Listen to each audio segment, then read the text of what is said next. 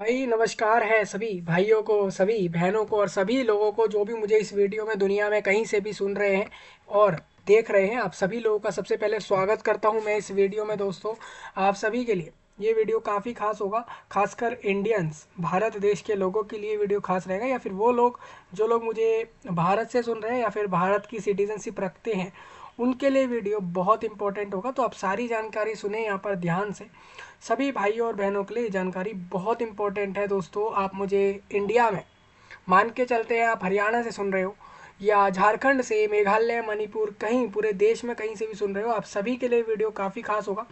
जैसा कि दोस्तों आपको बता दूं, हर साल होने वाला एक बड़ा रिक्रूटमेंट जो कि आईबीपीएस द्वारा करवाया जाता है, यानी कि आईबीपीएस, ये है institute of banking personnel selection, यानी आईबीपीएस इसका फुल नेम है। मतलब कि ये जो है ये एक ऑटोनोमस बॉडी है जो कि आरबीआई द्वारा इसको सेटअप करा गया। मतलब कि आपका जो इंडिया देश है उसके लिए जो करेंसी के लिए रिस्पॉन्सिबल है, उसके जो आरबीआई है उनके द्वारा इस को सेटअप किया गया था आईबीपीएस को। ये इसलिए सेटअप किया गया कैसे ये, एंड पब्लिक सेक्टर बैंक्स, ये सेटअप क्यों करा गया मैं आपको बता देता हूँ। ये जो आपके सेंट्रल फाइनेंशियल इंस्टीट्यूट जितने आपको दिख रहे हैं, या फिर आप ये समझ लो कि जितने भी आपको पब्लिक सेक्टर्स के बैंक इंडिया में दिखेंगे, मोस्ट ऑफ द बैंक्स के अंदर जो रिक्रूटमेंट रहती है कुछ ऑफिसर के पोस्ट पर, वो करवाने के लिए आईबीपीएस को रिस्पॉन्सिबल रखा गया। वो लोग, उनका काम है कि वो ये सब चीज़ें संभालेंगे। ये आरबीआई ने इनको एक रिस्पॉन्सिबिलिटी दे दिया कि भाई, आरबीआई ने कह दिया कि आप आईबीपीएस जो है, हम यहाँ पर आपको एक ऑटोनोमस बॉडी बना देते हैं, आप इस चीज़ के लिए रिस्पॉन्सिबल रहो, हमने इसके आपके राइट दिए हैं आपको, हमारे द्वारा आप स्थापित हो, आप लोग इस सब चीज़ इसकी रिक्रूटमेंट्स कराओगे पूरे इंडिया से। ये सब चीज़ें बताना दोस्तों आपको इसलिए ज़रूरी होती है क्योंकि आप कभी भी आईबीपीएस द्वारा रिक्रूटमेंट्स में जा रहे हो तो आपके लिए जानना ज़रूरी है कि आईबीपीएस है क्या। ठीक है, आईबीपीएस क्या है ना दोस्तों, आरबीआई द्वारा स्थापित करा गया एक ऑटोनोमस बॉडी है। बेसिकली जो आपके सार्वजनिक क्षेत्र में जितने आपको बैंक दिखेंगे, मतलब आपका रीजनल रूरल बैंक, मतलब कि जो रीजन्स वाइज जो बैंक दिख रहे हैं, जो रीजन्स के अंदर ऑपरेट कर रहे हैं वैसे बैंक। इसके अलावा जो भी सरकारी बैंक, यानी पब्लिक सेक्टर के बैंक जितने भी हो जाते हैं, पब्लिक सेक्टर बोल रहा हूँ, ध्यान से सुनिएगा, पब्लिक सेक्टर बैंक्स इंडिया के अंदर, अभी मैं दूसरे देशों की बात ही नहीं कर रहा, इंडिया की बात कर रहा हूँ। तो इंडिया में जितने पब्लिक सेक्टर बैंक है या फिर सेंट्रल फाइनेंशियल इंस्टीट्यूट्स है, बेसिकली रीजनल रूरल बैंक्स है, जिसमें जो है सेंट्रल फाइनेंशियल इंस्टीट्यूट्स इनको भी हम कहते हैं। ठीक है, तो इनके अंदर कुछ जैसे कि आपका क्लर्क का पोस्ट हो गया, ठीक है, या फिर आपके ऑफिसर्स के अलग अलग पोस्ट हो गए, पीओ के पोस्ट हो गए, स्पेशलिस्ट के पोस्ट हो गए। तो ये सारे जो पोस्ट होते हैं ना, इस पे जो रिक्रूटमेंट कराने वाला बॉडी है वो आईबीपीएस है। जैसे कि आप जानते हो, जैसे कि आप जैसे आईएएस का एग्ज़ाम देने गए, आईपीएस के लिए एग्ज़ाम देने गए, तो उसके लिए आप यूपीएससी द्वारा आपको वेबसाइट प्रोवाइड कराइए ऑनलाइन में, आप उनके द्वारा वहाँ पे फॉर्म भर देते हो और यूपीएससी आपका जो है रिक्रूटमेंट करवाता है। हालांकि यूपीएससी सिर्फ रिक्रूटमेंट के लिए पूरा प्रोसेस के रिस्पॉन्सिबल है, यूपीएससी कोई एग्ज़ाम नहीं है भाई। एग्जाम आईएएस आईपीएस इन सब चीज़ों के लिए यूपीएससी तो एक बॉडी है जो उस चीज़ को रिस्पॉन्सिबल कर रही है, ये सब कराने के लिए, इंडिया देश में आईएएस और आईपीएस जैसे पोस्ट पर रिक्रूटमेंट कराने के लिए। इसी ही तरीके से अगर आप ये देखते हो कि जो आरआरबीज के जितने बैंक आप देखोगे, या फिर आप पीएसबीज के जितने बैंक देखोगे, वो सब इंडिया के अंदर, कुछ बैंकों को इसमें हटा लेना क्योंकि वो लोग अपना रिक्रूटमेंट करते हैं खुद से, अपना अलग निकाल के, उनको हटाकर, तो ये सब लोग बाकी जो रह गए उन सब में रिक्रूटमेंट कराने के लिए आईबीपीएस रिस्पॉन्सिबल है। वो लोग अपना रिक्रूटमेंट निकाल देते हैं, उसके लिए फॉर्म भरवा लेते हैं, उसके बाद एग्ज़ाम करा के, आप एग्ज़ाम दे के उसके बाद पास करके उन इंटरव्यूज़ और जो भी प्रोसेस होते हैं उनके, उसके बाद आप लोग जॉब ले लेते हो। ये एक प्रोसेस है बैंकिंग सेक्टर में आज के समय पे इंडिया में। तो ये सब इसलिए मैंने आपको इतना सब बताया क्योंकि आज ही आप देखोगे एक बहुत बड़ा अपडेट आपको देखने को मिलेगा, जो कि आपका है यहाँ पर जो आपका एग्जाम कैलेंडर है कि कौन कौन से दिन कौन कौन सा एग्जाम होगा, प्रीलिम्स का, मेंस का, जिनका भी प्रीलिम्स या किसी किसी पोस्ट पर सिंगल स्टेज एक ही एग्जाम लिया जाता है, आपको पता ही है। नहीं पता तो आप लोग जान लो। अब जो लोग भी आने वाले समय में प्रिपरेशन करने वाले हैं उनके लिए तो बहुत अच्छी बात है, इस वीडियो में आप सभी लोग जान लो कि इंडिया में बैंकिंग सेक्टर के अंदर आपको इन एग्जाम्स को देकर, खासकर ये जो आरआरबीज और पीएसबीज जितने बैंक आपको दिखेंगे उसके अंदर रिक्रूटमेंट जो दो चार पोस्ट आपको दिख रही है वो उनके लिए इस तरीके से रिक्रूटमेंट होता है जो आईबीपीएस करवाता है। ठीक है, तो मैं आपको बताऊंगा। हालांकि इसमें हज़ारों की संख्या में वैकेंसीज आती हैं, हर साल आती हैं। आपको पिछले साल भी देखने को मिली होंगी 2023 में। उसका रिक्रूटमेंट प्रोसेस का ऑलमोस्ट रिजल्ट आ गया था, मैंने आपके साथ डिस्कस किया था, याद होगा आपको। इसी तरीके से 2024 में रिक्रूटमेंट होगा, और हर साल इस तरीके से चलता है, इंडिया के देश के अंदर होता है। ठीक है, तो मैं आपको उसी के रिगार्डिंग सारा कुछ बता देता हूँ। एग्जाम कैलेंडर में जितने भी डेट्स आए हैं वो मैं आपको बता देता हूँ। नोटिफिकेशन के रिगार्डिंग क्या पॉइंट्स इन्होंने दिए हैं, जो भी कुछ इन्होंने मेंशन किया है वो मैं आपको बताऊंगा। जैसे आप पिछले बार के वैकेंसीज कंपेयर करोगे इन सारे पोस्ट के मिला के, तो वो 7-8 हज़ार से भी ज़्यादा थे। ठीक है, ऑफिसर्स स्केल के सारे मिला लोगे तो आप इस तरीके से, तो इस बार के भी आप देख सकते हो कि इसने ही कुछ होने चाहिए वैकेंसीज। हो सकता है इससे ज़्यादा हो जाए या कम हो जाए, जो भी वैकेंसीज रहेंगे वो आप देखोगे जल्द ही। तो ये आपके लिए रहेगा, मैं इस पूरे वीडियो में आपके लिए सारा डिस्कस कर रहा हूँ।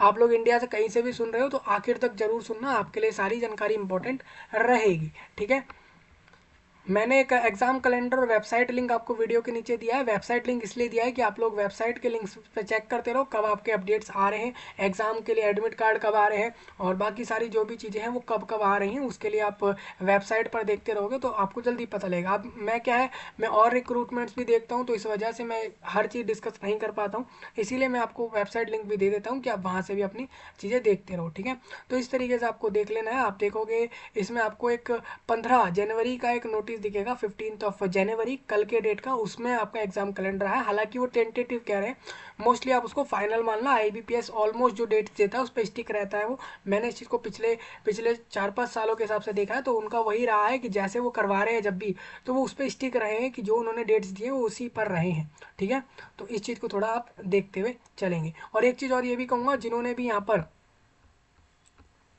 ये आपका जो है 13th वाले स्केल में स्पेशलिस्ट वाले जो पोस्ट पे गए थे, जिन्होंने फॉर्म भरा था, उनका जो है आज ही की डेट में उनका प्रीलिम्स का रिजल्ट आ गया। तो उसके लिए मैं आपको अलग अलग से यहाँ पर अपडेट नहीं दूंगा, तो आप इधर से ही रिजल्ट देख सकते हो। हालांकि इसका लिंक मैं टेलीग्राम पे दे दूंगा, अगर आप कहोगे तो आप लोग इस तरीके से जाकर देख सकते हो। ये आपका प्रीलिम्स का रिजल्ट इसमें आ चुका है, तो आप लोग जाकर देख लो। ठीक है, स्पेशलिस्ट वालों का है ये, 13th जो टाइम्स हो रहा था उनका, उनके लिए है, तो आप एक बार उधर जाके देख सकते हो। ठीक है भाई, चलिए। एग्जाम कैलेंडर का नोटिस आपको दिख जाएगा यहीं पर, आप इधर देख सकते हो, नहीं तो मैंने आपको उसको प्रोवाइड करा दिया। ये आपका एग्जाम कैलेंडर है, आप देखोगे ये टेंटेटिव है बेसिकली, ये फाइनल नहीं है, लेकिन इसको आप फाइनल मान लो, क्योंकि इसमें डेट्स में मेरे को पता है कि बहुत कम ही चांस ऐसे हैं कि इस डेट में चेंज होंगे। ठीक है, ये देखोगे आप, इसमें सीआरपी मतलब हो जाता है कॉमन रिक्रूटमेंट प्रोसेस कराया जाता है, जो कि आरआरबीज यानी रीजनल रूरल बैंक्स के लिए, और पीएसबीज मतलब पब्लिक सेक्टर बैंक्स के लिए। ठीक है, इंडिया के अंदर जितने भी पब्लिक सेक्टर बैंक्स देखोगे या फिर रीजनल रूरल बैंक्स देखोगे, रीजन वाइज देखोगे, सार्वजनिक क्षेत्रों में देखोगे, तो ऐसे जगहों पे, ठीक है, तो उनके लिए ये रिक्रूटमेंट होगा इस साल का। इस साल के लिए इसका मतलब क्या हो गया, 24-25 ये इसमें अकेडमिक ईयर हो जाएगा। और आरआरबीज जो रहेंगे आपके, यानी रीजनल रूरल बैंक्स में आप देखोगे कॉमन रिक्रूटमेंट प्रोसेस होगा, ये 13वीं बार हो रहा है। ऑफिस असिस्टेंट की पोस्ट 13वीं बार रिक्रूट करवाई जा रही है इन बैंक्स के अंदर, और ऑफिसर्स की पोस्ट जो रहेगी वो भी 13वीं बार, 13वीं बार रिक्रूटमेंट होगा इसका। ठीक है, जिसमें आपका एक प्रीलिम्स एग्जाम होता है ऑफिस असिस्टेंट पोस्ट के लिए, और ऑफिसर स्केल 1 के लिए यहाँ पर जो है आपका एक प्रीलिम्स एग्जाम होता है, और इनका फिर मेंस भी होता है। ठीक है, तो इसके डेट्स आप देखोगे तो 3 अगस्त इन्होंने दिया है, 3, 4 और 10 अगस्त इन्होंने डेट दे दिया। इसके अलावा 17 और 18 अगस्त इन्होंने इस साल में डेट दिया, यानी कि ये इसी डेट पर इस एग्जाम को करा लेंगे, ऑफिस असिस्टेंट में भी और ऑफिसर इसके लिए। प्रीलिम्स का है दोस्तों। ठीक है, अब ये अगस्त पहुंच गया है, और इसके बाद आप देखोगे अभी इन्हीं पोस्टों का अगर मेंस एग्जाम की बात करूँ तो स्केल 1 वालों का मेंस एग्जाम आपको पता है यहाँ पर एक ही दिन में हो जाता है। तो आप देखोगे 29 सितंबर में एग्जाम हो जाएगा इनका, 29 सितंबर में। ऑफिस असिस्टेंट का यहाँ पर 6 अक्टूबर में एग्जाम करा लिया जाएगा। ठीक है, ये आप देख सकते हो यहाँ पर बता दिया। ये दोनों मैंने बताया आपको, इन दोनों पोस्टों के बारे में बताया यहाँ पर, ऑफिस असिस्टेंट और ऑफिसर्स के अंदर यहाँ पर ऑफिसर स्केल 1 वालों का। ठीक है, हालांकि ऑफिसर स्केल 2nd और 3rd में जो भी पोस्टें हैं आप नोटिफिकेशन में देख लेना, पिछला वाला भी आप एक बार देख सकते हो, उनके बारे में वहाँ पे दिया गया है। ठीक है, तो उस हिसाब से आप देखोगे तो सिंगल एग्जाम होगा इन दोनों पोस्टों के लिए, ये आपसे 29 सितंबर में इसमें करा लिया जाएगा। ये एग्जाम, यानी कि तीनों स्केल के ऑफिसर का एग्जाम यहाँ पर 29 सितंबर में हो जाएगा। फर्क इतना है, स्केल 1 वालों को मेंस भी देना है, प्री भी देना है। स्केल सेकंड और थर्ड ऑफिसर्स को सिर्फ सिंगल एग्जाम देना होता है, एक ही बार उनको एक ही एग्जाम देना होता है। ये आपके पहले से रिक्रूटमेंट प्रोसेस में है। हालांकि आपको नहीं पता इसका सिलेबस और ये सारा कुछ, तो एक बार पिछले नोटिफिकेशन को देख लो, वहाँ से आपको समझ आ जाएगा।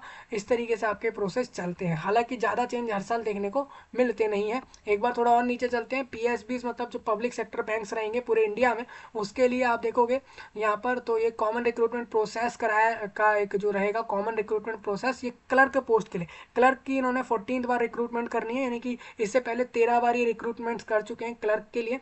पब्लिक सेक्टर बैंकों के अंदर क्लर्क की पोस्टों पर रिक्रूट करा है इन्होंने, इससे पहले 13 बार कर चुके हैं, ये 14वीं बार कर रहे हैं क्लर्क में। ठीक है, और सेम यहाँ पर कॉमन रिक्रूटमेंट प्रोसेस आप देखोगे पीओ के लिए, यानी कि प्रोबेशनरी ऑफिसर्स होते हैं बैंक के अंदर। इसके अलावा एमटी, इन्हीं को कह देते हैं हम एमटी या फिर पीओ कह देते हैं, और ये इनका भी 14th बार होगा। और इसी तरीके से आप देखोगे एसपीएल मतलब स्पेशलिस्ट, आप देखोगे कि 2023 वालों का, यानी कि जो 13 टाइम जो स्पेशलिस्ट कर रहे हैं उनका प्रीलिम्स आज रिजल्ट आया है, और कल ही इन्होंने कैलेंडर दे दिया है आपका। ठीक है, यानी कि पिछला रिक्रूटमेंट तो चल ही रहा है, इन्होंने अगले के लिए भी कैलेंडर जारी करे हैं, निकाल दिए कि आपका कब कब क्या क्या करवा रहे हैं। तो आप देख सकते हो कि यहाँ पर जो कॉमन रिक्रूटमेंट प्रोसेस होगा आपके स्पेशलिस्ट ऑफिसर्स के पोस्ट के लिए, उन्होंने उसकी भी डेट्स दे दी हैं। इन तीनों ही पोस्टों पर आप देखोगे पब्लिक सेक्टर बैंक्स में जाती हैं सारी पोस्टें आईबीपीएस द्वारा। और इसमें आप देखोगे कि प्रीलिम्स का एग्जाम ये करा रहे हैं आपका यहाँ पर 24 और 25 अगस्त को करा लेंगे, और क्लर्क का मेंस का एग्जाम ये लोग 13 अक्टूबर में करा लेंगे इसी साल में। प्रोबेशनरी ऑफिसर भी आप देख सकते हो 19 और 20 अक्टूबर में कराएंगे प्री का एग्जाम। मेंस आपका करा लेंगे ये 30 नवंबर में करा लेंगे। सेम इन्होंने स्पेशलिस्ट ऑफिसर के लिए दिया है, प्रीलिम्स का एग्जाम ये करा रहे हैं यहाँ पर 9 नवंबर में। स्पेशलिस्ट ऑफिसर का एग्जाम लेट होगा प्रीलिम्स का, और इनका आप देखोगे मेंस का एग्जाम इनका हो जाएगा 14 दिसंबर में ही इनका मेंस का एग्जाम हो जाएगा। ठीक है भाई, इस तरीके से आपका ही चलेगा। अभी तो आप स्पेशलिस्ट इस बार का तो सिर्फ प्रीलिम्स का रिजल्ट अभी देख रहे हो जो उनका चल रहा है, जो अभी आपको आईबीपीएस के वेबसाइट पे मिल जाएगा। अभी जिन्होंने उसमें फॉर्म भरे थे तो आप वहाँ अपना रिजल्ट चेक कर लेना, जिनको अब भरने हैं तो उसके लिए आप देख सकते हो कि कब कब क्या क्या हो रहा है, एग्जाम्स के डेट आ चुके हैं। तो इन दिनों आपका ये सब रहेगा, यानी आप देखोगे ये पूरा कैलेंडर है आपका। क्यों? क्योंकि देखो आप दिसंबर तक की बात कर दी इन्होंने कि कब कब हम क्या क्या करा रहे हैं, यानी कि पूरे साल का इन्होंने प्लान कर लिया कि कब कब क्या क्या होगा।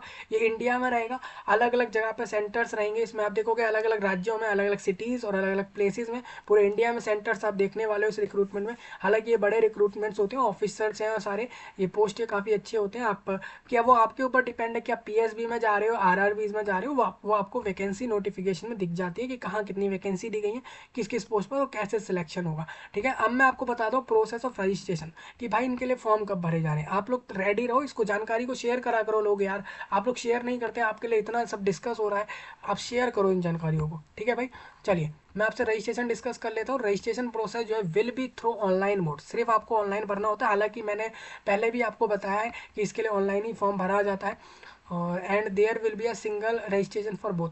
अब इस बार है या फिर हर बार ऐसा होता है, ये मैंने नोटिफिकेशन में डिस्कस किया होगा। मोस्टली यहाँ पर आप देख रहे हो कि यहाँ पर ये एक ही बार रजिस्ट्रेशन कराएंगे। मोस्ट ऑफ द रिक्रूटमेंट्स वाले प्रीलिम्स मेंस के अलग अलग फॉर्म भरवाते हैं, अलग अलग नोटिफिकेशन देते हैं। हालांकि ये कह रहे हैं कि हम एक ही बार में आपसे जो है रजिस्ट्रेशन करवा लेंगे, आप प्रीलिम्स और मेन्स दोनों का फॉर्म भर देना एक ही बार में। रजिस्ट्रेशन फॉर बोथ प्रीलिम्स और mains exam wherever applicable, जहाँ भी एप्लीकेबल होता है। अब वो आप देखोगे कि आपसे दोनों का फॉर्म भरवाया जा रहा है, नहीं हो सकता है सिर्फ कुछ पोस्ट पे ही ऐसा हो। Candidate will be required to upload, अब देखिए आप जब फॉर्म भरते हो ना तो नोटिफिकेशन के अनुसार आपको अपना फोटो अपलोड करना होता है, जो कि 20 से 50 KB में रख के, बीच में रख के उसमें, और जेपीईजी फॉर्मेट सेट कर लो। सिग्नेचर अगर कैंडिडेट को अपलोड करना है यहाँ पर तो 10 से 20 KB यहाँ पर रहता है उसका जो डॉक्यूमेंट का साइज होता है, और जेपीईजी फॉर्मेट रखना होता है। थंब इंप्रेशन मतलब आप अपने लेफ्ट हैंड या राइट हैंड जिसका भी आपसे अंगूठे का जो है एक स्टैम्प, आप जैसे कि जो आप स्टैम्प देखोगे, स्टैम्प पे से आपको करना क्या है, वहाँ से आपको अपने अंगूठे को उस पर रखना है, उसके बाद उसको पेपर पे ऐसे रख देना है, तो ये आपका थंब इंप्रेशन हो गया बस। ठीक है, अभी लोगों को नहीं पता तो मैं क्लियर कर रहा हूँ, 20 से 50 KB के बीच में रख के जेपीईजी का फॉर्मेट रख देना। अभी लोगों को ये इतना जानने का आपको जरूरत नहीं है कि जेपीईजी क्या होता है, जेपीजी पीडीएफ वगैरह क्या होता है, इतना जानने का आपको कोई कॉमन है नहीं। आपको जानना हो तो वीडियो आप देख सकते हो, ये अलग अलग फॉर्मेट्स हैं फाइलों के, ये आपके फाइल को चेंज कर देते हैं, और अलग अलग थोड़ी जो इसमें जो है अलग अलग फीचर दिए गए हैं, और थोड़ा इसी वजह से इन्होंने इस तरीके के इन्होंने नाम रख दिए हैं। तो ये आपका रहता है। ठीक है भाई, जिसको भी प्रॉब्लम है ना, आप मान लीजिए आपके पास यही सारे डॉक्यूमेंट है लेकिन आपके पास पीडीएफ में है या फिर जेपीजी में है, तो आप इस फॉर्मेट में कैसे लाओगे, उसके लिए आप वीडियो देख सकते हो। आप एक चीज़ और समझिएगा यहाँ पर कि scanned copy of handwritten declaration, आपको एक डिक्लेरेशन देना होता है फॉर्म के अंदर, जो भी आपके लिए होता है वो अलग अलग पॉइंटों पर होता है। उसके लिए आप एक डिक्लेरेशन जो दोगे वो आपको 50 से 100 KB के बीच में रख के जेपीजी फॉर्मेट में अपलोड करना है। और भी कुछ हो सकता है इसमें अपलोड करने का, क्वालिफिकेशन डॉक्यूमेंट और ये सारी चीज़ें, तो वो जब अपलोड होती हैं फॉर्म के अंदर तो उसके लिए आप सारा कुछ देख सकते हो, जो कि नोटिफिकेशन में सारा मेंशन होता है। ठीक है, अब मैं आपको बता दूं डिटेल्ड नोटिफिकेशन, जैसे आपको जानना है कि इन ये जो वैकेंसीज आएंगी इस बार का वैकेंसीज कितना होगा वो कंफर्म्ड नहीं है।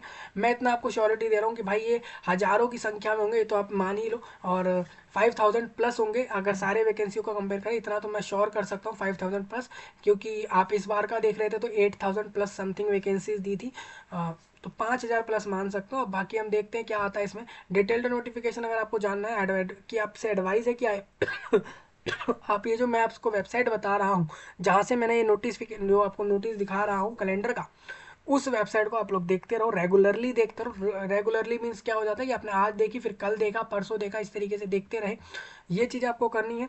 For each of the above examination, हाँ, to be displayed in due course, मतलब इन्होंने कहा है जितने भी एग्जाम हमने बताए हैं ना आपको इस नोटिस में, उसके रिगार्डिंग एक नोटिफिकेशन भी हम देंगे कि क्या एलिजिबिलिटी है, कौन फॉर्म भरेगा, क्या सैलरी देंगे, क्या काम करवाएंगे, पोस्ट में सिलेक्शन कैसे करेंगे, सिलेबस क्या देंगे, सारी चीज़ें एक नोटिफिकेशन में दी जाती है। वो एक फाइल सी ही होती है, जैसे आपको ये वाली फाइल दिख रही है 1 पेज की, इस तरीके से वो 50-30 पेजों की होगी, उसके अंदर वो सारी चीज़ें वो दे देंगे। तो उन्होंने कहा है कि हम IBPS के वेबसाइट पर कुछ समय के अंदर दे देंगे। अब ये कुछ समय क्या है, आप पिछले बार के नोटिफिकेशन के डेट को देखो, आपको वहाँ से पता लगेगा कि इस बार का भी उसी के आसपास आएगा। ठीक है, डिस्क्लेमर ये है आपके लिए कि IBPS हाउएवर रिजर्व, अब डिस्क्लेमर आपके लिए ये है, आप इस बात पर थोड़ा ध्यान दो कि IBPS अगर चाहे तो उनके पास ये राइट है कि वो उन्होंने जो भी अपना बताया कि हम प्रीलिम्स का इस दिन एग्जाम लेंगे, मेंस का इस दिन एग्जाम लेंगे इस पोस्ट पर, अगर हमें लगता है कि हमें इन एग्जाम्स के डेट को चेंज करना है तो हम चेंज कर सकते हैं। बेसिकली जो भी हम गाइडलाइन दे रहे हैं ना, IBPS ये कह रहा है कि हम जो भी गाइडलाइन दे रहे हैं हम उसको चेंज कर सकते हैं। मोडेलिटीज़ अगर हुई स्टेटेड अबव, मतलब कि उन्होंने कहा है हम कोई भी गाइडलाइंस को चेंज कर सकते हैं, कोई भी चीज़ों को मॉडिफाई कर सकते हैं अगर स्टेट्स के अंदर इन चीज़ों में जो भी हमने दिया है, state is above the basis of, हम किन कारणों पे हम इन चीज़ों को चेंज कर सकते हैं, या तो एडमिनिस्ट्रेटिव रीजंस, मतलब हमारे खुद के कोई कारण है, अपने अपने अलग अलग रीजनल ऑफिस के या ऑफिस के कारण है, इस कारण हम चेंज कर सकते हैं, या फिर हमें किसी कोर्ट ने ऑर्डर दे दिया कि भाई आप इस रिक्रूटमेंट को रोको या फिर आगे बढ़ाओ पीछे करो, जो भी कहा गया, तो कोर्ट ने जो कहा कोर्ट के ऑर्डर के हिसाब से चल सकते हैं हम, अगर इन डेट्स में चेंजेस हुए, या फिर गवर्नमेंट आपकी या राज्यों की गवर्नमेंट ने कुछ कह दिया, या फिर ऑल इंडिया गवर्नमेंट ने कुछ कह दिया, तो उसके हिसाब से भी हम चेंजेस कर सकते हैं। या फिर एडवाइजरीज, मतलब ये होता है गवर्नमेंट एडवाइजरी, मतलब गवर्नमेंट ने एडवाइस दी कि आप इन चीज़ों को आगे बढ़ाओ या अभी के लिए हटाओ, चेंज करो, तो वो सब चीज़ें भी हो सकती हैं। तो ये सब बता रहे हैं कि हम IBPS जो है हमारे पास ये राइट है कि हम इसमें चेंज कर सकते हैं कुछ भी, तो आपको इसके लिए रेडी रहना है। अब देखिए चेंज होगा तो बेसिकली कैंसिल तो होगा नहीं, मोस्ट ऑफ द चांसेस यही है कि आगे पीछे इसमें कुछ चेंजेस होंगे। ठीक है, क्योंकि वो हर बार ही ये रिक्रूटमेंट होता है। ये सारी की सारी जॉब्स के लिए ये नोटिफिकेशन रहेंगे आपके, इसके लिए कैलेंडर आ गया है, आप लोग डेट के लिए, डेट इसलिए भी दे दी जाती है कि आप लोग रेडी हो जाओ, सारी चीज़ें तैयारी कर लो। दूसरा, इनको सेंटर्स अरेंजमेंट करने होते हैं पूरे इंडिया में, तरीके से इस एग्ज़ाम को लेना होता है, इस वजह से भी ये पहले ही सब कुछ डिसाइड करते हुए चलते हैं। आप देखोगे कि 15 जनवरी कल के डेट का नोटिस है, डायरेक्टर जो है IBPS के उन्होंने इसको नोटिस को दिया है, यानी उनके द्वारा साइंड होके ये नोटिस आपको यहाँ पर दिया गया है। ठीक है, ये मैंने आपको प्रोवाइड करा है, इसको थोड़ा ध्यान से आप लोग देख लो, और यही आपके लिए रहेगा। और जो इस रिक्रूटमेंट में जो भी जैसे ही आता है मैं आपको सारी चीज़ें क्लियर कर दूंगा। इस जानकारी को दोस्तों दुनिया में शेयर कर दो, पूरे विश्व में, खासकर इंडिया में, एक एक गली मोहल्ले एक एक जगह तक। और कोई डाउट लगाओ इस चीज़ में तो आप कमेंट में उसको डिस्कस कर सकते हो। मैं आपसे मिलूंगा नए टॉपिक में, तब तक के लिए आप सभी का धन्यवाद।